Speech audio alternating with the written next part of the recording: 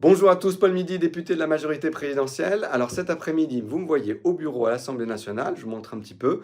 Je voulais justement dénoncer ce qui se passe à l'Assemblée nationale depuis le début de ce mandat et qui est inadmissible, c'est la violence érigée comme méthode politique par les députés de la France insoumise.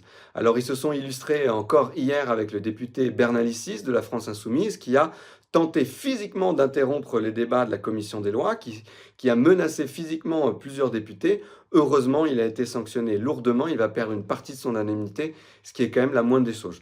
Alors, c'est des faits qui se répètent. C'était aussi, par exemple, Sophia Chikirou, la députée de la France Insoumise, qui avait menacé physiquement un de mes collègues au sein même de l'hémicycle à l'Assemblée nationale, ou Jean-Luc Mélenchon, qui à la sortie de l'Assemblée nationale avait donné une claque parce qu'il n'était pas content de la question qui lui était posée.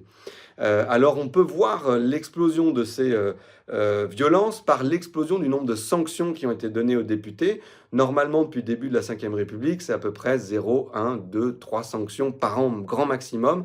Là, on en est depuis le début de l'année à plus de 85 sanctions, quasiment intégralement données à des députés de la France insoumise. Alors on pourrait imaginer qu'ils ont un peu de mal à maîtriser leurs nerfs.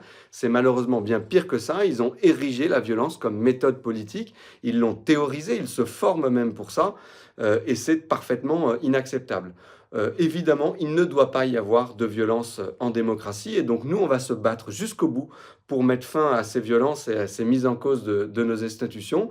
Évidemment, pas par la violence, mais on va le faire avec les armes de la démocratie. J'espère qu'on sera nombreux à dénoncer cette violence et à poursuivre ce combat. Vous pouvez évidemment réagir en commentaire, n'hésitez pas. Et puis si vous croisez un député de la France insoumise, n'hésitez pas à lui dire que leur attitude est parfaitement inacceptable.